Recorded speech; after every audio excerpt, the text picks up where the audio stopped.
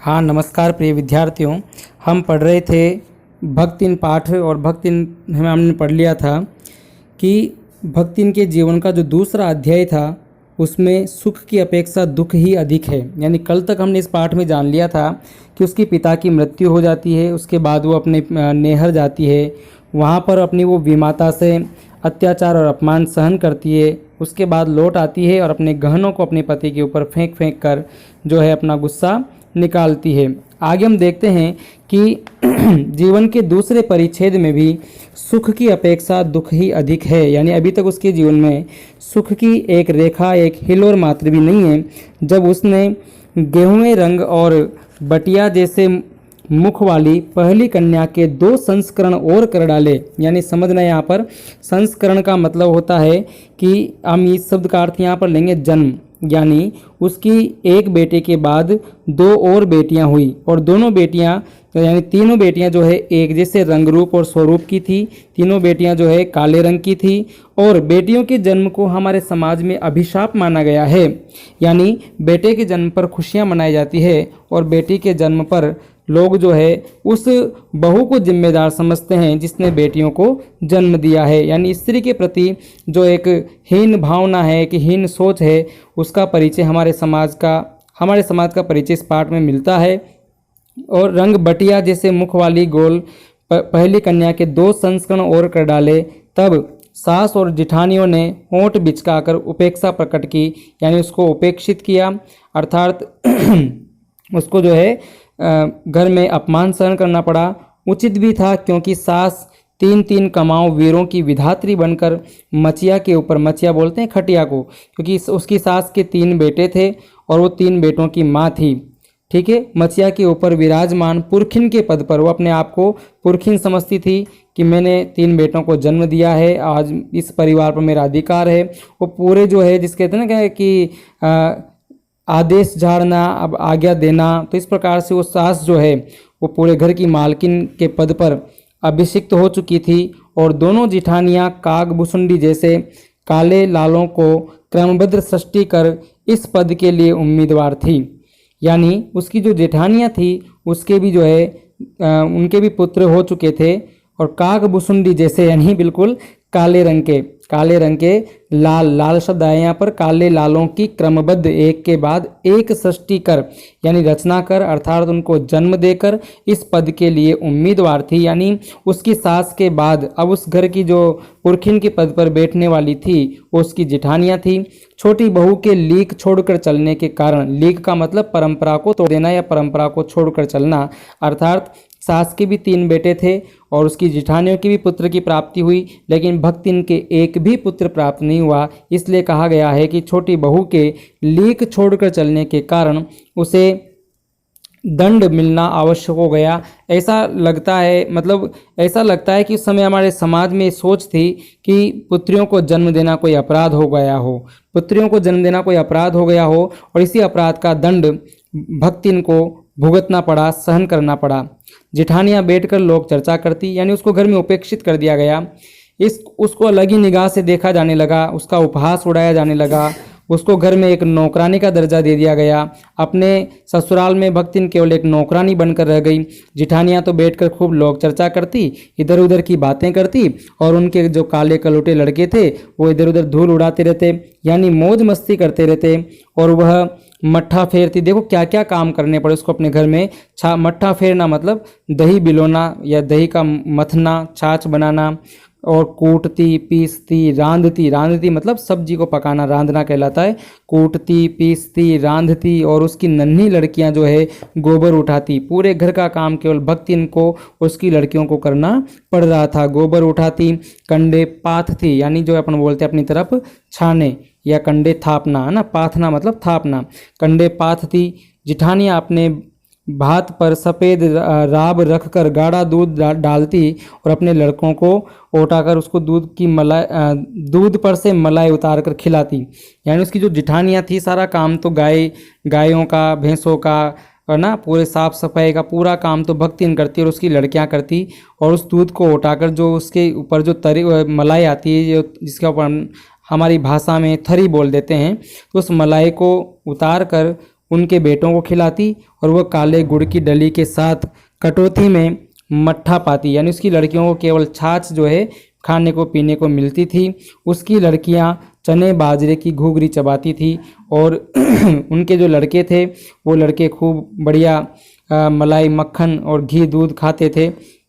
इस दंड विधान का मतलब एक दंड देने का जो नियम था, इस दंड विधान के भीतर कोई ऐसी धारा नहीं थी। जिस प्रकार से हमारे संविधान में जो दंड विधान होता है उसमें अलग अलग दंड की अलग अलग धाराएं होती है, लेकिन उसने जो ये अपराध किया है पुत्रियों को जन्म देने का, इस अपराध का जो लिए जो दंड विधान बनाया गया हमारे समाज में, उसके भीतर कोई ऐसी धारा नहीं थी जिसके अनुसार खोटे सिक्कों की टकसाल जैसी पत्नी से पति को विरक्त किया जा सकता।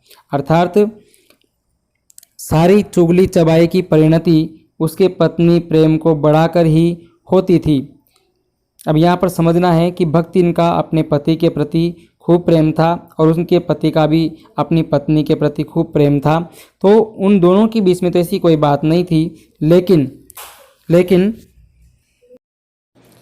इस कथन को यहाँ पर आप समझने का प्रयास करें कि इस दंड विधान के भीतर कोई ऐसी धारा नहीं थी जिसके अनुसार खोटे सिक्कों की टकसाल क्या होता है, जहाँ पर सिक्कों को ढाला जाता है या बनाया जाता है, यानी खोटे सिक्कों की टकसाल किसे कहा गया, भक्तिन को। क्यों कहा गया, क्योंकि उसने पुत्रियों को जन्म दिया, यानी पुत्रियों का जन्म हमारे समाज में एक तरीके से अभिशाप माना जाता है।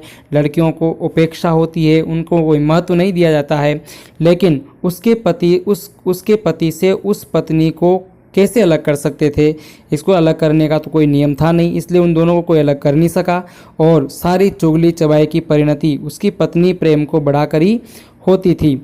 यानी वो जो चुगली भी करते थे इस रूप में करते थे कि जैसे कि देखो कि अपनी पत्नी से कितना प्रेम करता है। तो इस प्रकार की बातें होती थी। जिठानियाँ बात बात पर धमाधम पीटी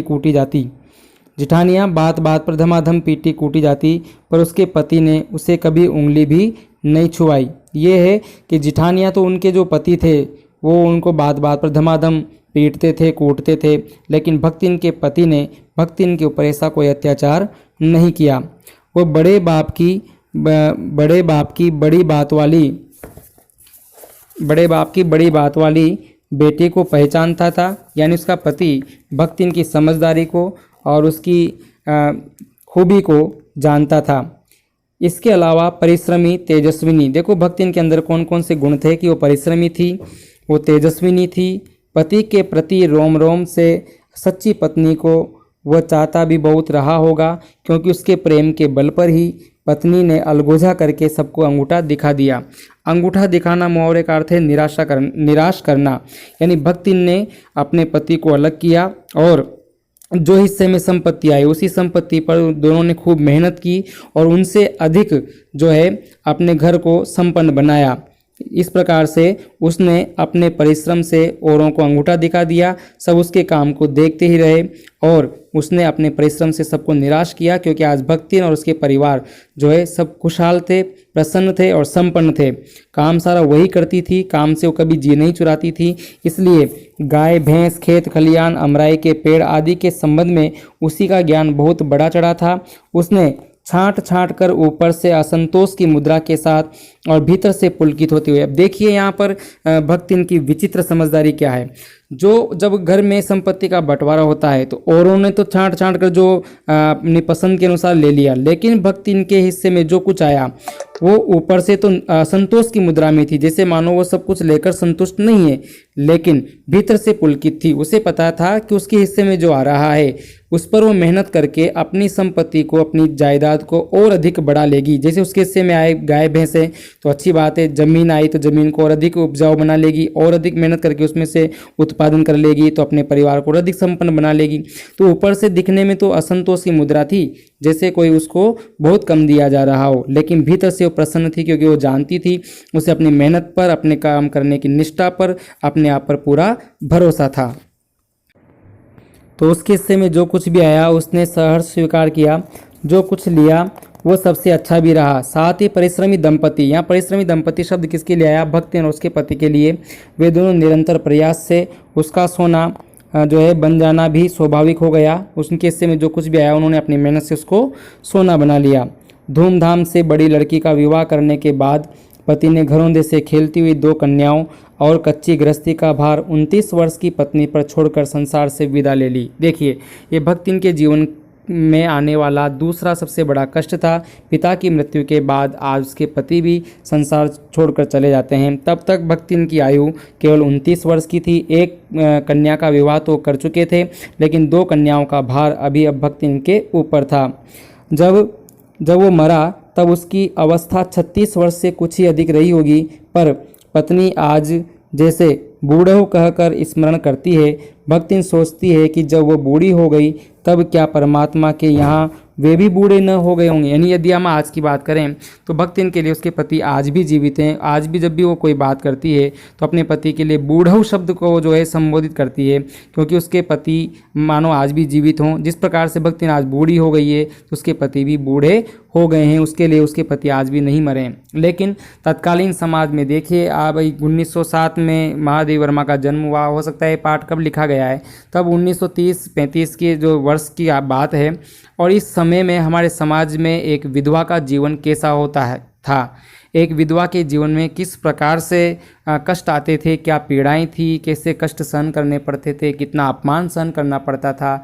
सारी हिम्मत पति से होती है एक पत्नी की, उसी की हिम्मत पर अपना काम करती है, लेकिन उसकी हिम्मत टूट चुकी थी। फिर भी भक्तिन किसी प्रकार से अपने परिवार को नहीं बिखरने देना चाहती है। भक्तिन अपनी समझदारी से परिवार को संभालती है, पूरी हिम्मत और साहस के साथ अपनी बेटियों को जो है बड़ा करती है, पाल पोष कर। लेकिन जब कहते हैं कि कई लोग षड्यंत्र करें तो अकेला व्यक्ति आखिर कब तक संघर्ष करेगा। देखते हैं, बड़ी ही रोचक तो क्या कहें कि पर यह है कि मर्मस्पर्शी कहानी बनती जा रही है। आगे देखिए आप, भक्तिन सोचती है कि जब वो बूढ़ी हो गई है तब क्या परमात्मा के यहाँ वे भी बूढ़े न हो गए होंगे, अतः उन्हें बूढ़ा न कहना उनका घोर अपमान करना है, अतः वह उनको बूढ़ा कहकर संबोधित करती है। हाँ, तो भक्तिन के हरे भरे खेत हैं, मोटी ताजी गाय भैंस और फलों के लदे पेड़ देखकर जो है जिठौतों के मुंह में पानी भर आना भी स्वाभाविक था। यानी उनका जी ललचाने लगा कि जो संपत्ति हमने दी थी उसको आज इसने सोना बना लिया है।